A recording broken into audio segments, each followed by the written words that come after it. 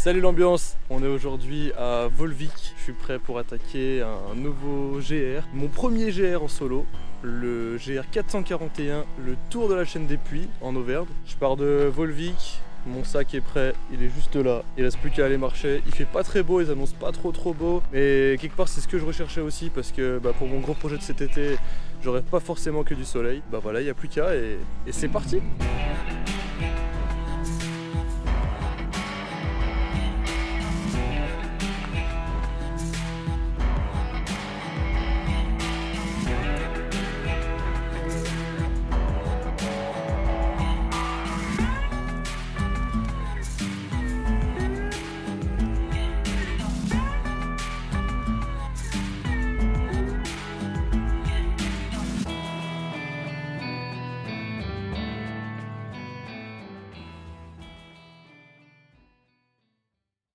Bon, alors vous devez vous demander qu'est-ce que je fous ici à Volvic pour le GR 441. Et la réponse est assez simple. J'ai déjà cuit, j'ai pas commencé. Non, en vrai, simplement, cet été j'ai un gros projet qui va me prendre un mois. Du coup, j'ai investi dans du nouveau matériel. Et ce tour de la chaîne des Puys, ça va donc être l'occasion de le tester, de voir comment je me comporte avec, de voir comment le matériel fonctionne exactement. Et puis l'avantage de l'Auvergne, c'est que c'est pas hyper élevé en altitude. Donc ça permet d'éviter tous les passages de neige que j'aurais pu avoir en partant dans les Alpes.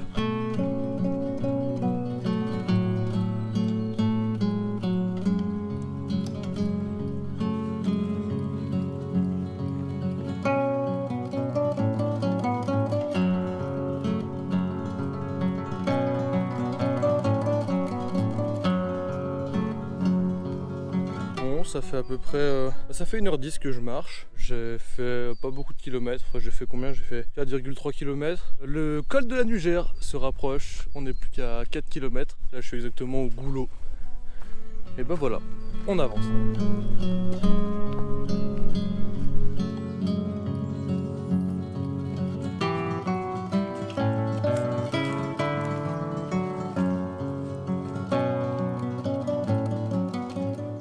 Ça me fout droit à quel point j'ai un sens de l'orientation éclaté. J'ai réussi à faire demi-tour sans m'en rendre compte. Laissez tomber.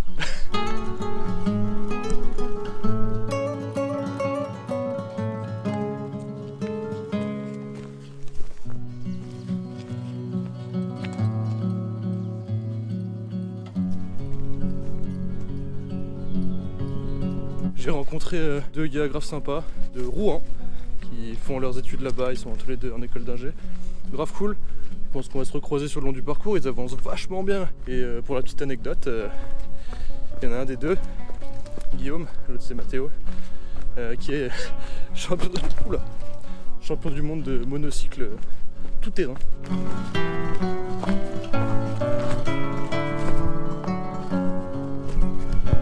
Bon, il est midi, moi qui pensais avoir la caisse, en fait, peut-être pas tant que ça finalement. Quand je vois les deux kékés, putain c'est des machines de guerre, ils sont trop chauds. Guillaume et Mathéo là, pas de bâton, premier trek, à fond dedans. Eux ils font en 4 jours. Moi je sais pas encore, en tout cas ils avancent vachement bien donc bravo les gars. Pour en revenir à ma petite personne, je pense que je vais pousser jusqu'au puits de Jume pour manger un bout, puis après on verra. Mais voilà, ça fait déjà 10 bornes que je marche, donc a priori par rapport à l'étape prévue, je suis à la moitié. Je suis vraiment content de le faire à cette saison ce trek parce que c'est vraiment trop beau. Regardez-moi ça, mais ce vert là derrière moi, regardez ça, comment c'est vert, c'est incroyable comment c'est beau.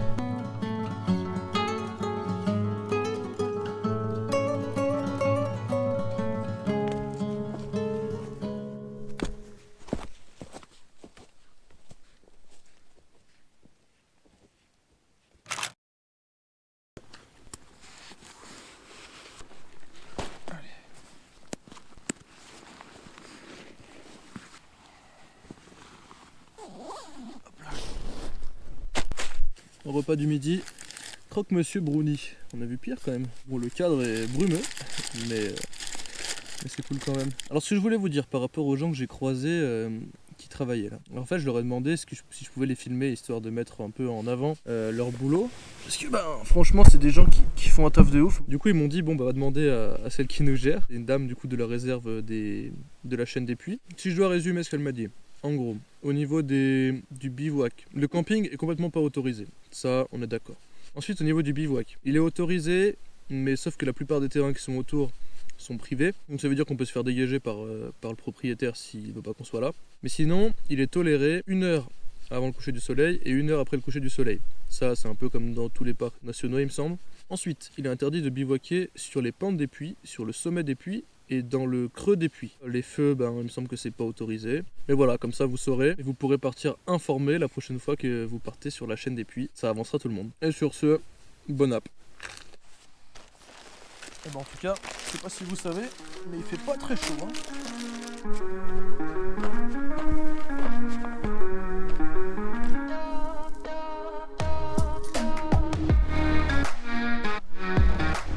Voilà, sommet du Puy de Jume, 1100 et des brouettes mètres, je sais même plus.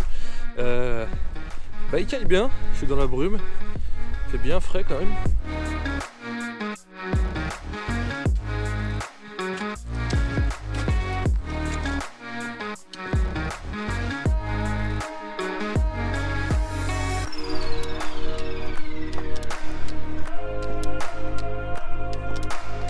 Arrivé au sommet du puits de la Coquille. Ça fait déjà le 3e puits passé. Et au final, je viens de voir sur la montre, j'avais déjà fait plus de 800 mètres de dénivelé. Donc ça fait que mon étape elle est quasiment pliée déjà entre guillemets.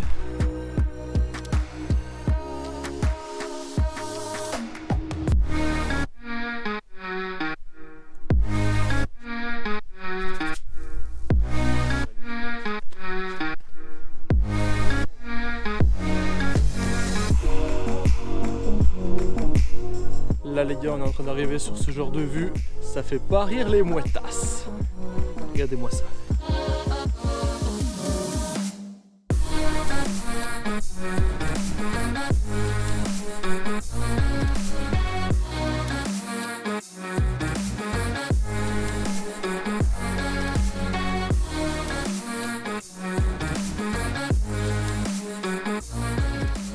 Ouais, bien cool. Bon, du coup j'ai perdu mes 2 amis, mais c'est pas grave, on va bien se recroiser au fur et à mesure. Et ouais, la vue c'est ouf, il n'y a plus de brouillard en plus, ça tombe trop bien. Et puis là, le prochain objectif, je crois que c'est le Puy de Dôme. Hein. Donc c'est propre tout ça.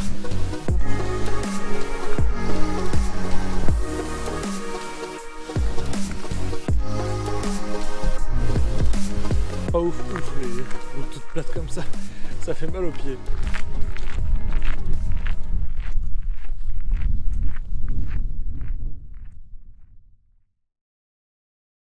Oh la dinguerie que je viens de faire, je me suis trompé, j'ai bien suivi le GR, un GR, blanc et rouge et tout, normal.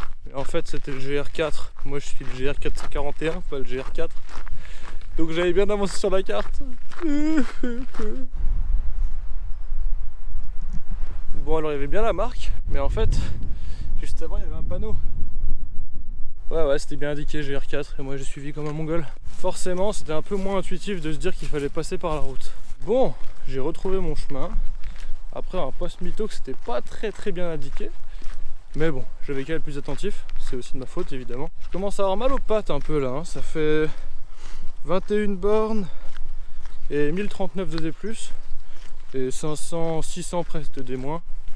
Ça fait déjà une petite étape quand même. Hein. En gros, il doit me rester environ une dizaine de kilomètres quoi, pour faire le Puy de Dôme en plus quoi, et arriver à Lachamp. Donc à voir. Pour le moment, c'est du plat, donc ça me repose.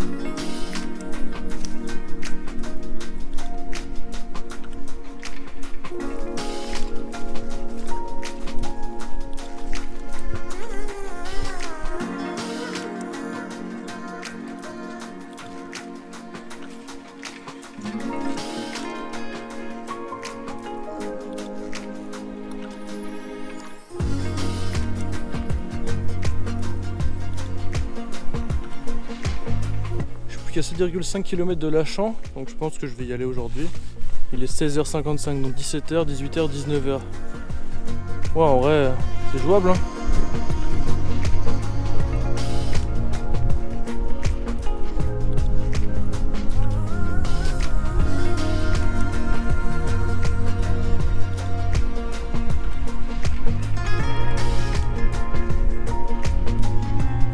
Ouais, il n'y a pas d'eau.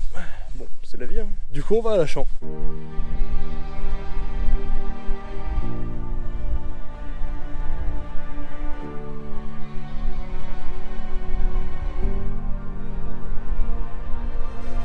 Il pleut, bergère. Quel enfer. Il pleut. Je suis au sommet du puits d'eau. Vous voulez voir la vue? Incroyable.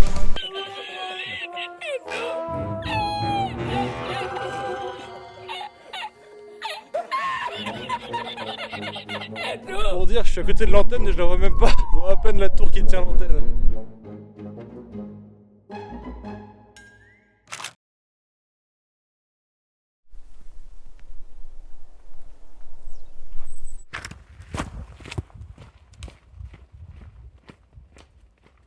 Bon, j'arrive bientôt à la fin de ma journée. Il reste 3 km pour aller à Lachan, mais bon, je vais pas faire 3 km pour aller dans une ville, ça me sert à rien, j'ai fait le plein d'eau déjà. Maintenant, il faut juste que je me trouve un coin de bivouac. J'ai vu qu'a priori, il y a une zone qui a l'air un peu plus plate dans la forêt, un peu en dessous là. Donc je vais voir, peut-être que je vais aller par là-bas. De toute façon, j'ai pas trop le choix. Puis de toute façon, je vais marcher en direction de Lachan, et puis si jamais, bon bah, j'irai à Lachan, mais l'idéal c'est quand même de se mettre un peu dans le sauvage. Allez, j'espère quand même me trouver un coin de bivouac assez rapidement. Oh oui, ça, ok.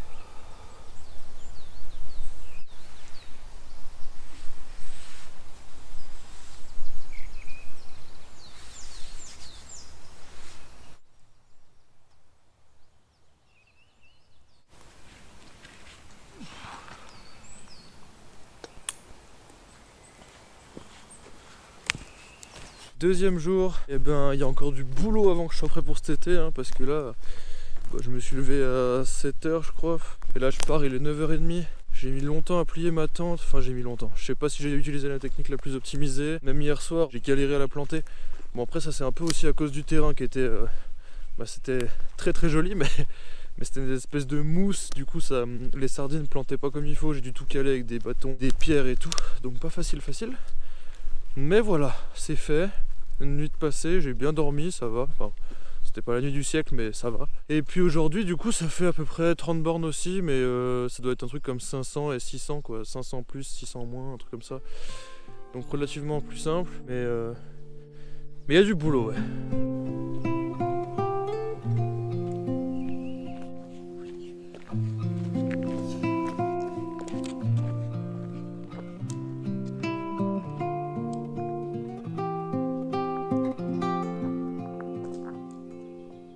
Allez, j'arrive à Lachan où je vais pouvoir faire un petit plein d'eau.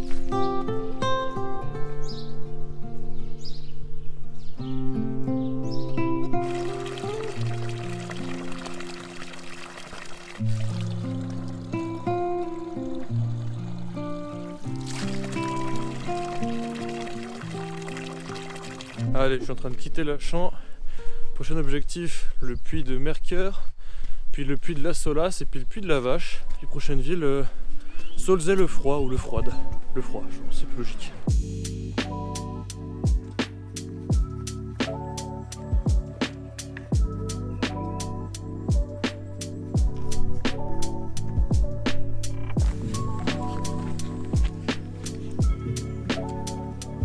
Bon, on est à 1100 mètres d'altitude, toujours autant de brouillard. Voilà, 3 km du puits de la Vache. Donc je pense que je vais manger là-haut.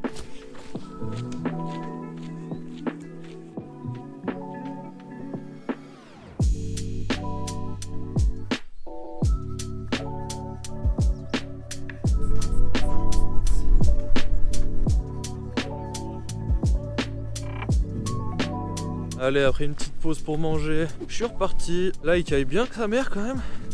Je me suis bien refroidi. Bon, j'ai essayé de faire sécher un peu la tente. Je l'ai séparé en deux. J'ai eu la chance à midi d'avoir un cours indirectement. En fait, il y avait un monsieur qui faisait une sortie pour des jeunes et leur expliquait un peu ce qu'il y avait autour de nous. Et il leur expliquait en fait que le puits de la Vache et le puits de la Solace, qui était juste en face de moi quand je mangeais, et ben en fait c'était les deux puits qui étaient responsables de la plus grande coulée qu'il y ait eu dans la chaîne des puits. C'était une coulée de 20 km et elle a eu lieu il y a plus de 8000 ans, donc ça commence à remonter un petit peu.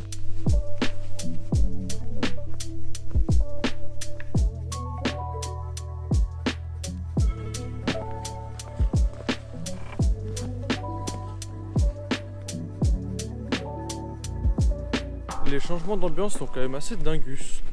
Tu passes d'une forêt avec que des arbres normaux morts. Ensuite t'enchaînes, tu te retrouves au milieu des sapins sur le même chemin, mais vraiment au milieu des sapins, des petits sapins verts tout mignons. Et puis là tu rentres ici, et ben c'est que des grands sapins comme ça.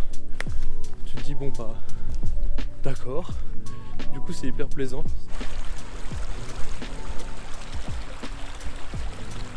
Le soleil!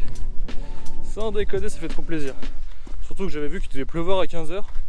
Et là il est 16h et il fait beau quoi, il y a du soleil et tout. Let's go!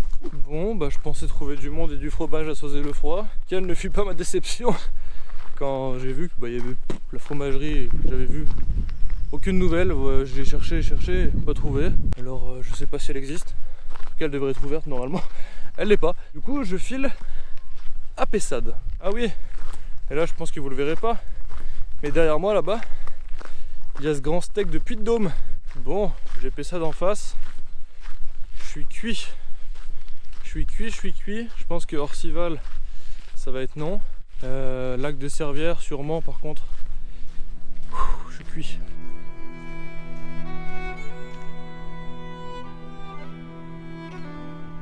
Allez, je quitte Pessade où j'ai fait un petit arrêt pour boire un petit café et faire le plein d'eau.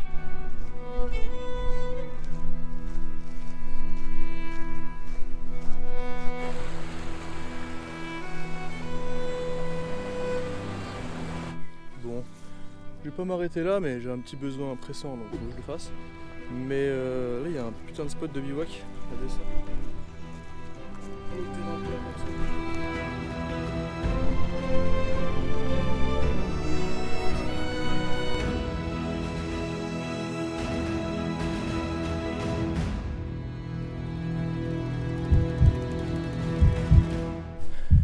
Ah mais je suis un gros mongol, j'ai perdu mes bâtons. Je sais pas où je les ai posés. Oh la fatigue, ça me réussit pas, putain de merde, ils sont où? Mais sauf que j'en ai besoin pour monter ma tente en plus. Bon, je les ai retrouvés. Ils étaient là-bas, posés dans l'herbe, normal. Transpiré là. Je vais vite aller installer ma tente parce que du coup maintenant ça commence à se faire tard. Bon, petit update avant que je m'installe. Du coup, j'ai demandé sur Instagram, et d'ailleurs vous avez été vif pour me répondre, donc ça fait grave plaisir.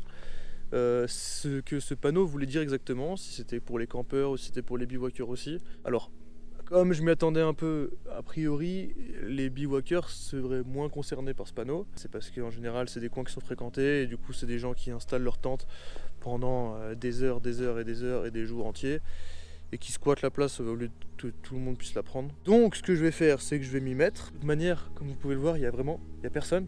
Donc, je pense pas que je vais gêner. Et puis, sur ce, voilà quoi. Je vous souhaite juste une bonne nuit, et à demain quoi.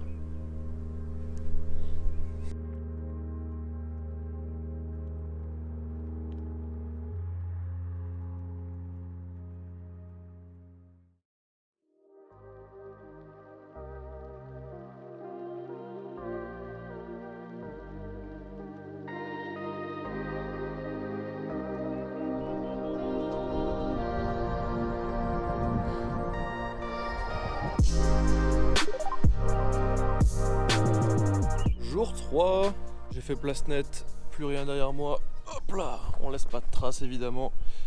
J'étais ici, le paysage toujours aussi magnifique. Bon, la GoPro vient de s'éteindre 2 fois en 2 minutes, bon j'espère que ça va tenir. Un réveil royal, donc je disais, j'ai pu me lever pour aller voir le lever de soleil sur le lac de Servières. C'était incroyable, le lac, trop stylé, on se croirait au Canada, regardez-moi ça avec ces sapins là. Trop stylé.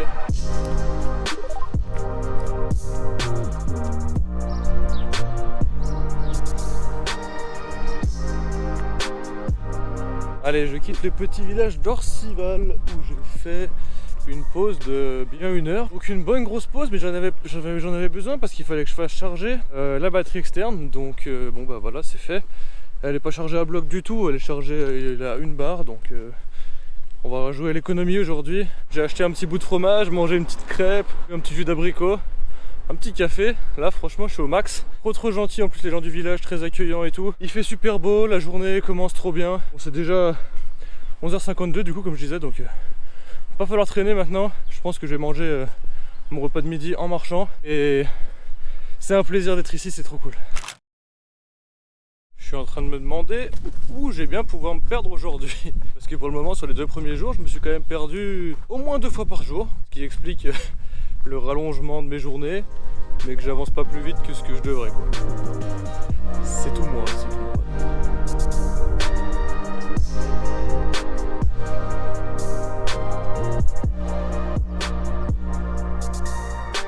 Ça y est, là je commence vraiment à rentrer dans le truc où j'apprécie vraiment d'être seul. Et ça c'est fou ce que c'est inspirant. J'ai tellement d'idées qui me sont venues. Je fais que prendre des notes sur mon téléphone d'idées de vidéos que j'ai, d'idées de rando, d'idées de comment mettre tout ça en scène et tout. Franchement ça me régale. Ça y est, ça commence à faire effet. Au bout de, ça y est, du 3e jour, ça commence à venir. Je me suis toujours pas perdu. Je pense que je vois Olby là-bas au loin. Là-bas derrière moi, enfin là vous allez rien voir parce que je sais pas montrer comme ça, mais là-bas quoi. Voilà, je pense que là-bas c'est Olby.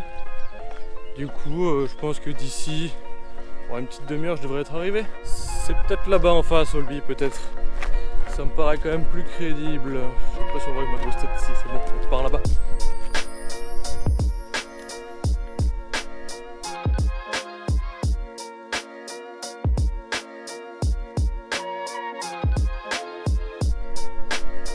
Allez, 16 km et je quitte Olby. Ça marque le milieu de mon étape.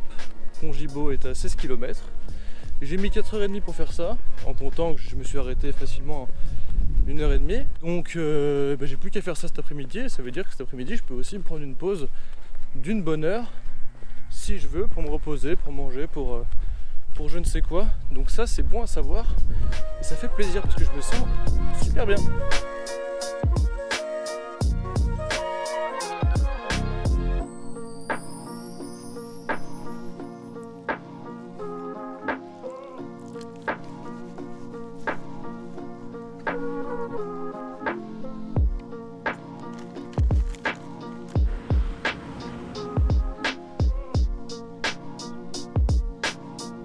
Allez, après un petit instant toilette, plus lessive, plus manger un petit bout, je suis reparti en direction de Maillaz. Prochain arrêt, Maillaz. Bah, vous voyez, c'est ça que j'aime en trek. Là, je viens de marcher pendant 2 km, 1 km et demi avec un prêtre qui s'appelle Jean-Louis, qui est du coup prêtre qui est originaire d'ici. Il m'a parlé un peu de la région, on a pu échanger un peu sur les églises alentours, sur tout ça, sur nos vies. Et j'ai l'impression que ça arrive que dans ces conditions où on marche, juste on se laisse un peu porter et on voit où le vent nous mène. Même si là, bon, je sais que le vent me mène à Volvic à la fin. Au final, une discussion de 2,5 km, j'ai rien vu passer. Juste, je suis arrivé là, je me suis dit tiens, on est déjà là. Et dommage qu'on n'ait pas pu suivre plus longtemps. Arrivé à Maillaz. Bon, a priori, il doit me rester 10 km sur l'itinéraire. 10-11 km.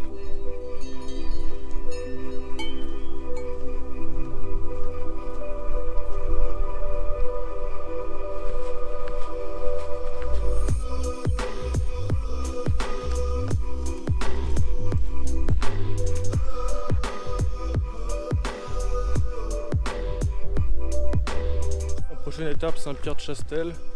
Je le vois juste en face là. Ouais, je prends un petit raccourci en passant par la route. Bon, c'est pas très agréable, c'est de la route, mais de toute façon aujourd'hui c'était un peu que ça, hein. Même le long de la traversée de la boucle d'ailleurs, c'est souvent soit des chemins carrossables, soit de la route. Donc ça fait partie du parcours, on va dire. Et puis bon, ça me fait gagner quoi, 500 mètres, 1 km peut-être maximum. Ça sera pour tous ceux que j'ai fait en trop entre le jour 1 et le jour 2.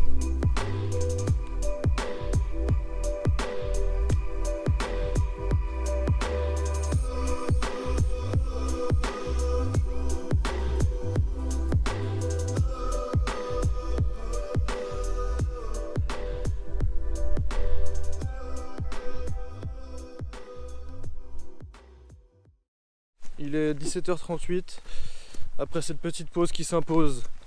Repart, Pont Gibaud, c'est à 6 km, soit environ 2 heures.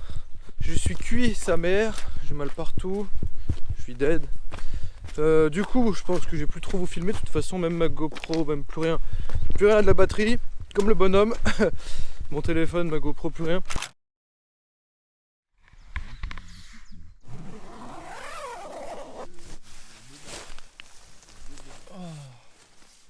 Allez, départ du 4e et dernier. S'il y a bien un truc qui change pas, c'est les galères avec la GoPro. Bon, aujourd'hui je vais devoir être concis, efficace, simple, tout ça, tout ce qu'on veut. Parce que j'ai plus qu'un quart d'heure de batterie, un quart d'heure de stockage, j'ai une carte SD qui marche pas. Donc c'est pas des masses, donc je vais économiser au maximum. Et puis il y aura un petit peu moins d'images. Sorry. Juste pour en revenir à hier soir. Du coup finalement j'ai pas rejoint Pont Gibaud, enfin j'étais à une demi-heure à pied, même pas 20 minutes de Pont Gibaud.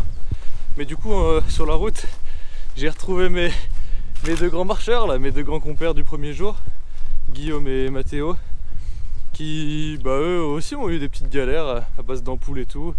Et puis voilà, qui étaient posés là, qui mangeaient tranquille. Du coup je me suis installé avec eux, on a bien rigolé. Ils se sont bien foutus de moi parce que j'ai galéré à monter ma tente. De toute façon voilà, c'est la 3e fois que je la monte, forcément. Tout ne peut pas être parfait, j'apprends plein de trucs. Et puis ce matin, ils sont repartis direction Volvic. Je crois qu'ils vont couper un petit peu, ces petits tricheurs. Et puis moi, écoutez, petite fin d'étape, dernière étape, une 30aine de bornes une nouvelle fois, en direction de Volvic, en passant par Saint-Ours là bientôt. Et puis après, je sais plus trop, on verra, mais déjà ça. Et puis voilà.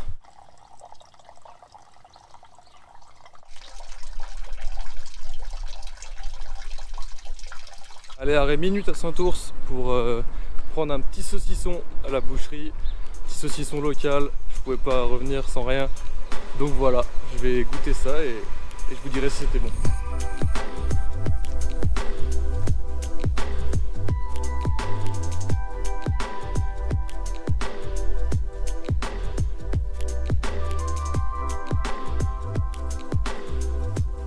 Bon, technique, hein.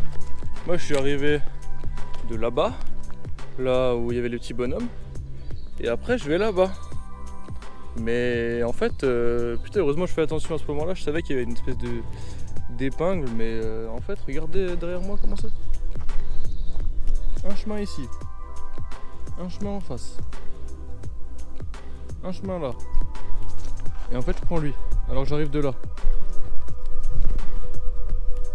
Je suis pas perdu, let's go! Allez, après une petite pause dégustation de Saint-Nectaire et de saucisson et aussi de mes super petits repas en sachet. Et je suis reparti. J'ai mangé entre le puits Tressou et le puits l'Espinasse. Prochain arrêt, Charbonnières-les-Varennes. 14 km et demi, ça sent la fin quand même.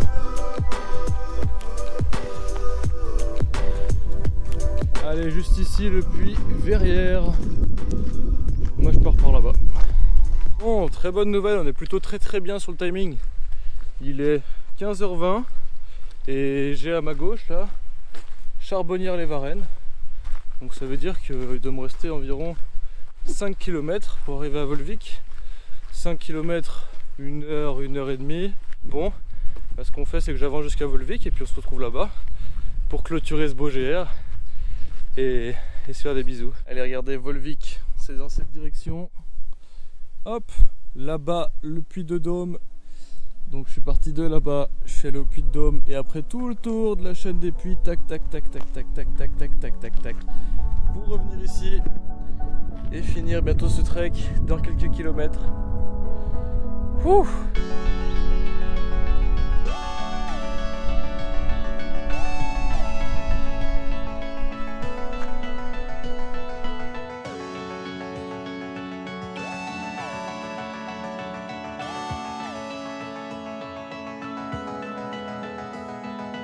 Et je suis plus qu'à un petit kilomètre de Volvic. Je pense que je vais vous laisser là. Je vais finir tranquillement ce petit kilomètre et le savourer. J'espère que cette traversée vous aura plu. Si c'est le cas, n'hésitez pas à me le faire savoir en mettant un maxi pouce bleu. C'est la fin de ce GR 441 qui me permettait d'être un entraînement pour cet été, un gros projet. D'ici là, je vous dis prenez soin de vous. Et sur ce, je vous dis à plus l'ambiance.